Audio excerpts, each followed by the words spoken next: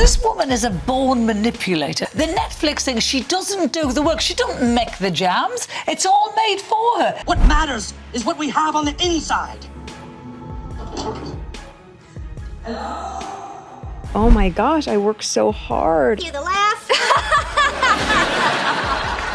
She talks like she's a one-woman band. That is not hard work. Hard work is get up in the morning, get to 7 o'clock, get into a factory or a shop and working for 10 hours on your feet, coming home knackered. That's not what happens to her. And still being a mom. That is still not being what a happens to mom. her. Hey, lowly cameraman, come over here and try some fried chicken. Try the fried chicken. Try the fried chicken. We need to make it look like I actually care about my camera crew. Come get some fried chicken. Act like you're having fun. Act like you're having fun. I want my home to feel welcoming. Do you feel welcome? Does my soundstage welcome you?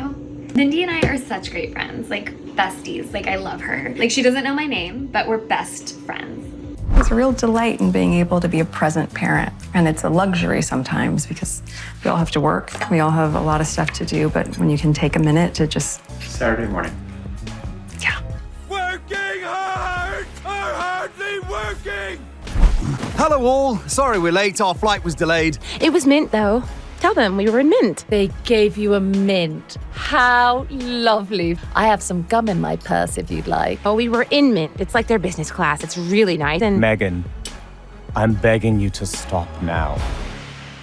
Staffers are finally speaking out about Meghan Markle's so-called Dictator in High Heels act, and the real story is even darker than the headline suggested. We've all seen the whispers in past articles, like those from The Sun last year that called Meghan's style bullying and accused her of enforcing a strict, controlling atmosphere. But now, former staffers who worked at Meghan and Harry's Montecito mansion are stepping forward with fresh accounts, and they say those old reports barely scratched the surface.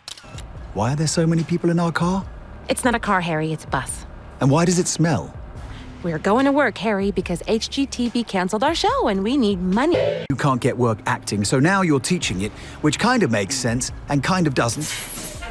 According to these insiders, what was once dismissed as tabloid exaggeration has been chillingly confirmed by those who claim they endured it firsthand. For months, the phrase "dictator in high heels" sounded like a snarky swipe at Meghan's ambition, a label too sharp to take seriously. Yet the staffers speaking now say it was no mere gossip. It was a daily reality that left seasoned professionals in tears and even sparked talk of a so-called Sussex Survivors Club to cope with the trauma. So let's take a bite of this. This sandwich tastes like shit, Mindy. And of course, our focaccia bread isn't complete without our flour sprinkles. Flour sprinkles! You know you've made it when you've acquired a huge fan base of bullies. Hashtag Sussex Squad.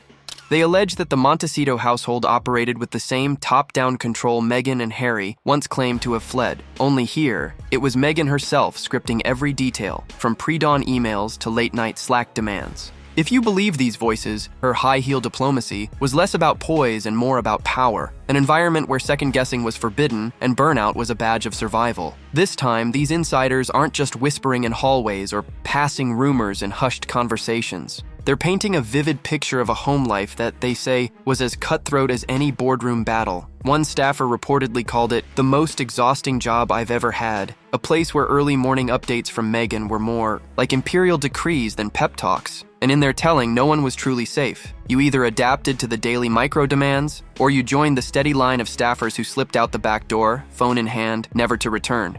This also follows all the stories about her bullying staff over here in the UK. Which is unresolved. NDAs stopped all that stuff coming out, but she bullied people in a very unpleasant way over here. So tonight, we're pulling back the curtain on the story behind the headlines. The whispers have turned into full-throated revelations, and if what these staffers allege is true, Meghan's so-called dictator in high heels persona isn't just a catchy insult. It's a glimpse inside a mansion run by the iron rule of image and ambition.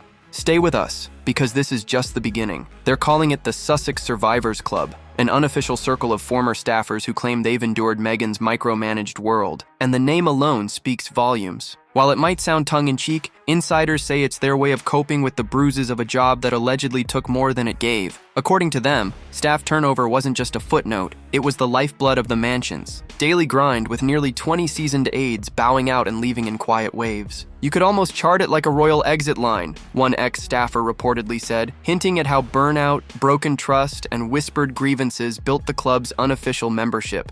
Harry and Meghan are the problem. And while we're going to go over all the people that they've hired, just as a great reminder, the couple have hired plenty of professionals before. People at high levels who have worked for Bill Gates, Patagonia, all these sorts of things. And yet none of them have been successful. The common denominator in everything here is Harry and Meghan. It's no longer just a rumor. Staffers who left, and those still in quiet group chats, insist the stories that once felt too extreme to believe are matching up detail for detail. They speak of a household that didn't just expect performance, but demanded it at all hours, leaving even the most professional among them feeling perpetually off balance. You never felt safe, one alleged former aide confessed, not because you feared for your life, but because you feared the next unreasonable request might just be the one that broke you. And while some might roll their eyes at the idea of palace-grade drama unfolding under Californian skies, those sharing their experiences claim the strain was all too real. This talk of a survivors club isn't just about gossip. It's about a culture insiders say was never meant to see the light of day. Meghan and Harry's image might have been carefully cultivated in sun-kissed Instagram posts, but staffers paint a different picture. One where behind the scenes, the demands didn't stop at the door, and the rules felt as rigid as any palace protocol. And what's more, they allege that when cracks started showing, Meghan's so-called high-heel diplomacy became a test of loyalty. Either bend to the queen of the house, or you're out. She's reportedly bullied virtually everybody who's ever worked for her. She can't keep a staff in London. She can't keep a staff in Montecito. She's a bully. For these staffers, sharing their experiences isn't about scoring points or selling stories. It's about finally telling the truth as they saw it. And if they're to be believed, the Sussex Survivors Club is more than a catchy name. It's a testament to just how exhausting it was to keep up with Meghan's brand of perfection day in and day out. Early mornings, late nights. Staffers allege Meghan's rule didn't just start when the sun rose or fade when the day was done. According to these fresh accounts, working at the Montecito mansion meant answering to a boss who never truly clocked out. Dawn often brought a flurry of messages, not warm greetings but precise instructions. What to tweak, what to refine, what new idea had popped into Meghan's head overnight. And if you thought a midnight email might be a fluke, staffers say it was closer to standard operating procedure. One moment you're tucking in, the next you're up adjusting a table setting for an event that wouldn't happen for days. One former aide describes it as relentless, a pace that felt less like a high-powered workplace and more like a never-ending audition for approval. Tasks, they claim, were doled out in rapid-fire Slack messages and breathless to-do lists that doubled overnight. Any type of flower arranging is just telling a story. What story do you want to tell? Maybe leave the country. Maybe disown your dad. Be creative with it. A former chef remembers being asked to prepare 3 separate breakfast menus, each vegan, each photographed in perfect light, only to watch Meghan settle on none and pivot to a new plan minutes later. It's not just about luxury living, they insist. It's about a household that ran on the edge of what's humanly sustainable. If you believe these staffers, the demands weren't just constant. They were unpredictable, bending with every whim. They recall a vibe that could change in an instant. Harry might be joking with the gardeners, but if Meghan felt the color scheme in a guest room wasn't right, the entire household was on high alert. You felt like the real job was staying one step ahead of the mood swings, says one former nanny, who still refuses to share her real name, worried about what she calls the fallout. And while the rumors about these early morning messages have swirled for a while, these ex-staffers say the truth is even more exhausting. No one knew what was coming next, only that it was coming, and it would arrive in a flurry of instructions that couldn't be questioned. For those who survived it, the dawn to midnight demands have become legend, whispered in private chats and repeated in the back corners of Montecito's cafes. It's not just a work ethic, they argue. It's a worldview, one where every hour of every day was open for edits. And if you couldn't keep up, there was always someone else waiting in the wings to try. Allegedly, it wasn't just the pace that broke them down. It was the constant sense that every move was part of a performance, where Meghan's Dictator in high heels persona wasn't just a label but a lived experience. Meghan and Harry can't help themselves. They are their own worst enemies. And no matter how accomplished all these people are, they can't fix the problem. Staffers say the protocols were precise and unyielding. No one dared question an instruction, and if you found yourself hesitating even for a second, you risked being labeled uncooperative. A kiss of death in an environment where turnover was as brisk as the Pacific breeze. One former events coordinator recalls a day she tried to gently suggest an alternative plan for a charity dinner centerpiece, only to be met with an icy silence that signaled the conversation was over. Rumor has it these control measures extended to the smallest details. Staffers whisper that Meghan allegedly banned certain scents in the kitchen because they clashed with her wellness aesthetic, and that specific walking routes through the mansion had to be followed so as not to disrupt the flow. And while none of these claims have been verified beyond the staffers' own words, their stories echo one another in ways that make even skeptics raise an eyebrow. If you believe them, the mansion didn't feel like a home so much as a curated stage, and every staffer was a supporting actor expected to hit their mark. The rules, according to these insiders, weren't about safety or efficiency. They were about control. One housekeeper says they were told to never initiate a conversation with Meghan unless she spoke first, a rule that made each day feel like walking on eggshells. A driver describes feeling like a prop, shuttling deliveries and guests with no room for small talk, always mindful of the unspoken hierarchy that Meghan reportedly enforced, with a precision that could rival any Buckingham protocol. And for those who slipped up, the message was clear: you were replaceable. These rumors paint a picture of a workplace less about service and more about submission.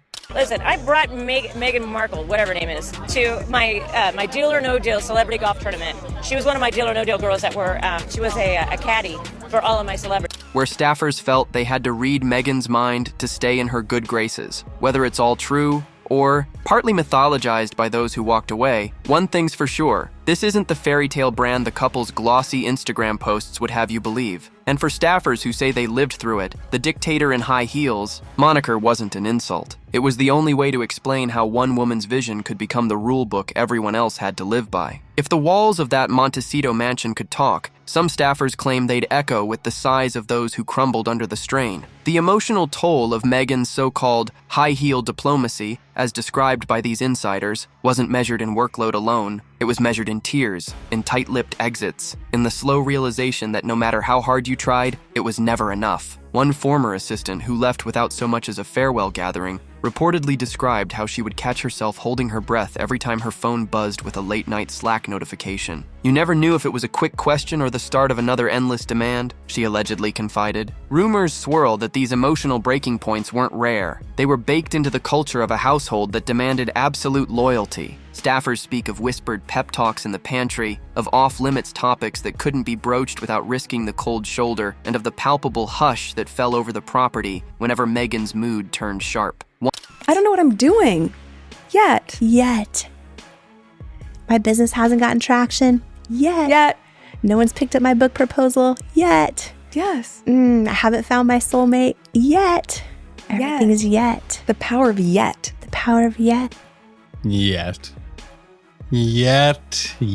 again, I want to gouge out my ears while Meghan Markle is speaking. One ex-housekeeper recalls a single hallway glance that allegedly ended her day on the spot. Another says she learned to read Meghan's face from across the room, treating it like a weather report that would determine whether the day ended in calm or in chaos. And it's not just the staffers themselves who noticed. Neighbors and even visiting guests, these insiders allege, would pick up on the tension, an atmosphere of forced calm, like everyone was holding their breath at once. Rumor has it that during one so-called wellness brunch, a guest accidentally stepped into the wrong corridor and stumbled upon a tearful house manager who quickly composed herself and vanished behind a door. Whether or not that story is entirely true, it speaks to a growing consensus among those who claim they've lived and worked behind those carefully curated gates, that Meghan's image of wellness and empowerment didn't always extend to those tasked with making it real. For some staffers, the day they finally walked out was the day they felt like they could breathe again. They say the mansion's perfection was a mirage, one that demanded constant upkeep at the expense of human dignity. And now, those who once kept silent are sharing how the stress, the constant watchfulness, and the endless push for better left them not just tired, but broken. Whether you see these stories as a cautionary tale or a tabloid fever dream, one thing's certain: the cracks in the facade, once invisible, are becoming impossible to ignore. The allegations that first surfaced in The Sun last year, accusing Meghan of bullying and narcissism, are now finding fresh vindication in these ex-staffers' tales. The newspaper's report described Meghan as a figure who could reduce even grown men to tears,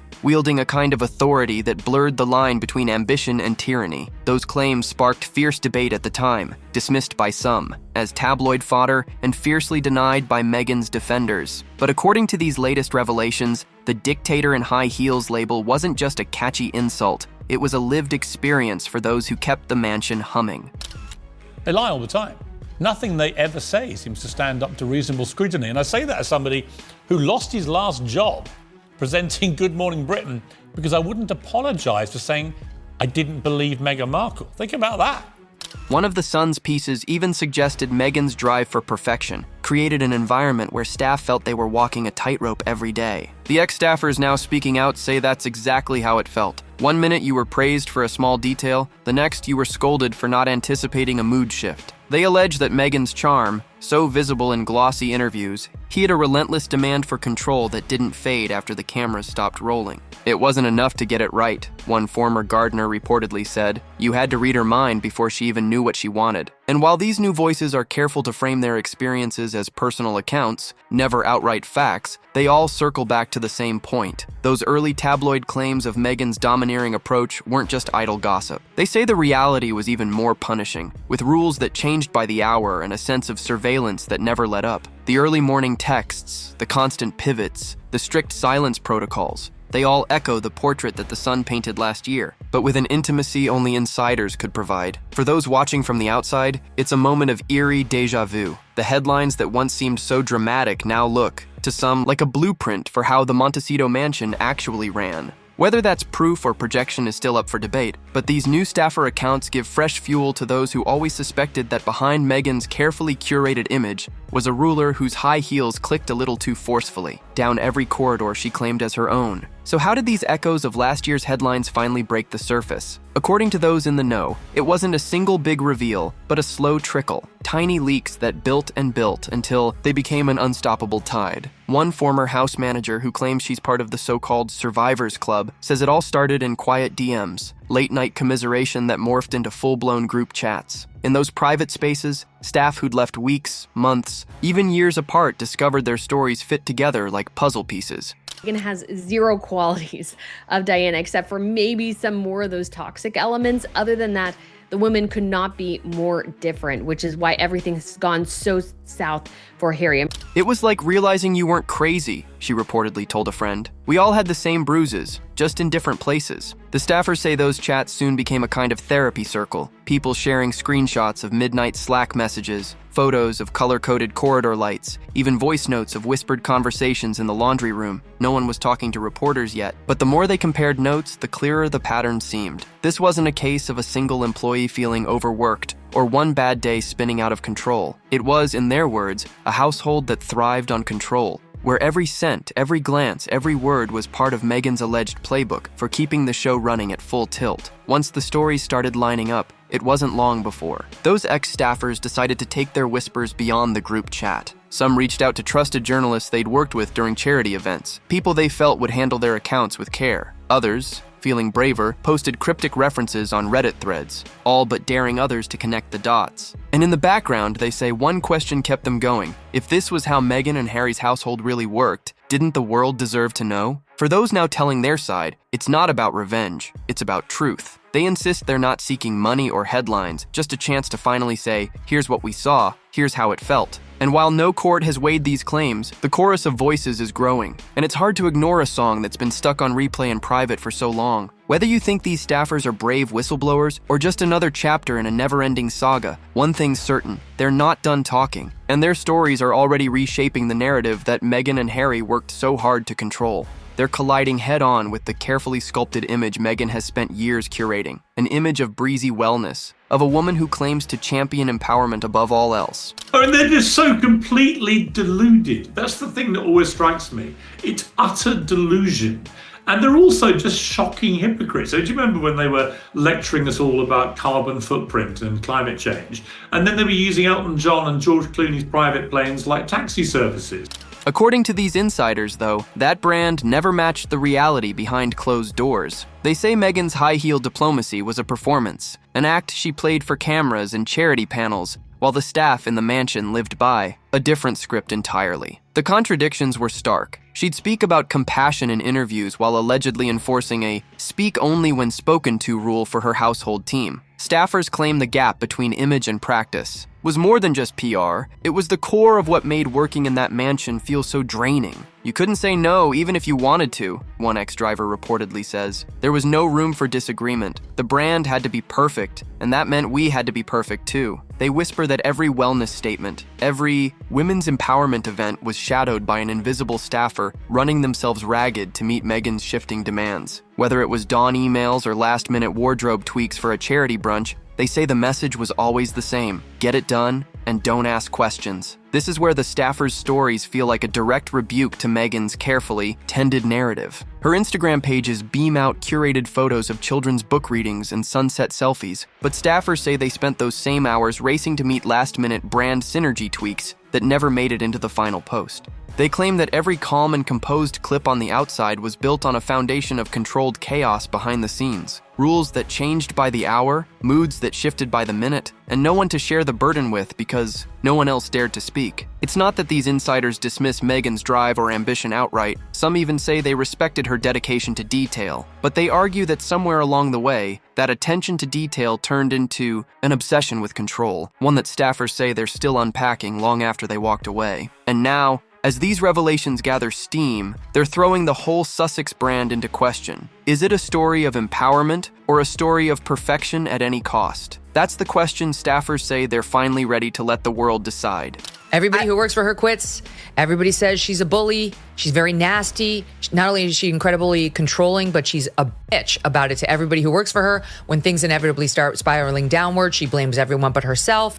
The fallout from these staffer stories, if you believe them, is already sending ripples far beyond the gates of the Montecito mansion. Insiders whisper that the revelations have not only rattled Meghan's brand, but also left staffers themselves grappling with a kind of professional aftershock. Some of those who say they worked for Meghan and Harry now fear their resumes carry a certain stigma, that future employers might hesitate to hire someone whose last job involved navigating a household run, allegedly, by a self-styled queen in high heels. Others quietly suggest that the leaks, ironically, have created their own kind of job insurance. No one wants to be the next ex-employee to vanish under suspicious circumstances. And what about the palace itself? According to The Sun's earlier reporting, there's no love lost between the Sussexes and the senior royals. While the firm has remained publicly silent on the Montecito drama, palace insiders are said to be watching the headlines with what some describe as grim satisfaction, a sense that the Sussexes' efforts to carve out an independent brand have been undercut by the very control freak tendencies they once decried. One source allegedly close to palace circles told a British paper that these revelations confirm what some always suspected. Meghan and Harry didn't escape royal formality. They recreated it in California, only with less oversight, fewer safety nets. Closer to the couple's home turf, these swirling staff stories are also making charity partners and would-be investors nervous. Rumor has it that a children's literacy nonprofit that once touted Meghan's support is re-evaluating how much to highlight the collaboration now. And in the glossy world of celebrity-friendly investors, whispers abound that some are inserting reputation clauses into contracts.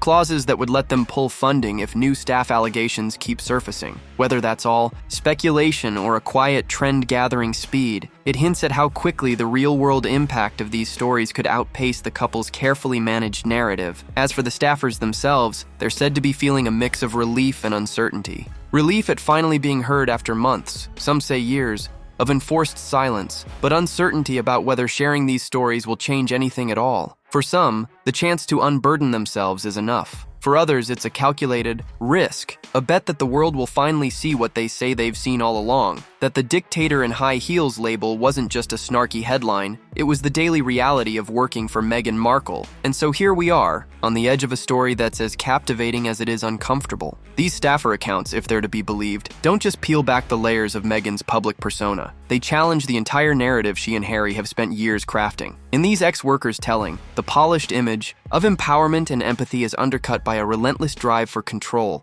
a never-ending cycle of dawn emails and last-minute corrections that turned a California mansion into a gilded pressure cooker. For them, the Dictator in high heels moniker isn't about fashion or flair. It's about the unyielding pressure to be perfect or be gone. The tension in these accounts is striking. Staffers say they signed on to be part of something meaningful, only to find themselves trapped in a maze of brand demands and sudden mood shifts. Meghan's push for perfection, they claim, didn't stop at the camera's edge. It seeped into every lavender-scented hallway, every carefully curated photo op, every breathless demand for synergy at any cost. And now that these stories are surfacing in detail, they're rattling not just the couple's carefully cultivated image, but also the quiet industry of Hollywood handlers, charity partners, and palace watchers who've been following the Sussex story like a soap opera they can't turn off. For those of us on the outside, it's a moment that invites reflection. What's the line between ambition and autocracy, between leadership and control? And what happens when the drive to build a brand, any brand, leaves the people behind the scenes scrambling to hold it together? Staffers who once kept these questions to themselves say they're finally sharing them because they feel the world needs to see past the glow of a curated feed and understand what it took to make that glow possible. Now it's your turn to weigh in. Do you think these staffer stories vindicate the headlines about Meghan's Dictator in high heels act? Or are they just the latest round of gossip in a story that never seems to end? And if you had the chance to ask Meghan or Harry one question about what really went on behind those Montecito gates, what would it be? Drop your thoughts in the comments, tap that like button if you're here for more eye-opening revelations, and make sure you're subscribed because the next video on your screen is waiting. And trust me, you won't believe what's coming next.